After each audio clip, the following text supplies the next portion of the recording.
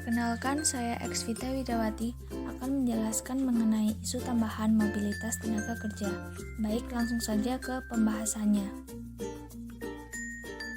Perubahan hukum imigrasi di Australia, Kanada, dan Amerika Serikat meningkatkan proporsi imigran dari negara berkembang, yaitu meningkat dari 20% di tahun 1960 menjadi lebih dari 80% di tahun 1990-an. Belakangan ini, orang yang berimigrasi memiliki pendidikan lebih, sehingga pendidikan di negara tuan rumah meningkat lebih cepat. Hal ini tentunya dapat meningkatkan kesenjangan antara upah imigran dan upah penduduk asli yang kemudian berakibat pada sulitnya negara industri untuk mengontrol perbatasan nasionalnya.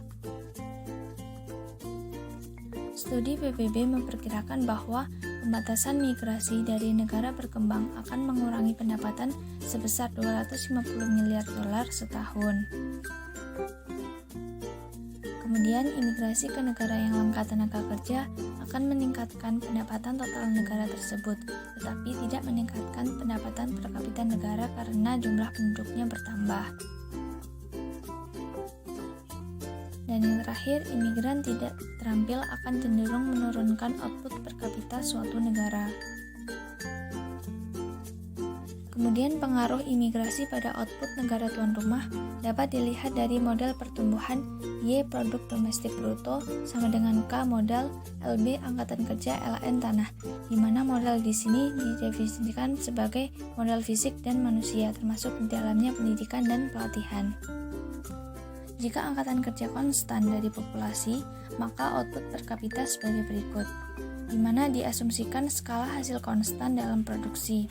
Output per kapita akan meningkat jika jumlah modal per kerja meningkat atau jumlah lahan per pekerja meningkat dan sebaliknya. Selain itu, perbaikan teknologi juga akan meningkatkan output per kapita. Selanjutnya, efek imigrasi di negara industri dan negara berkembang. Di negara industri seperti Amerika dan Eropa, imigran tidak terampil akan menurunkan upah dan potensi PDB. Di negara Eropa, di mana upah yang kurang fleksibel akan meningkatkan pengangguran di sana. Selain itu, total output negara industri akan meningkat tetapi output per kapitanya tidak. Sedangkan di negara berkembang, PDB akan naik karena populasi berkurang, rasio modal terhadap tenaga kerja dan rasio lahan terhadap tenaga kerja juga akan meningkat.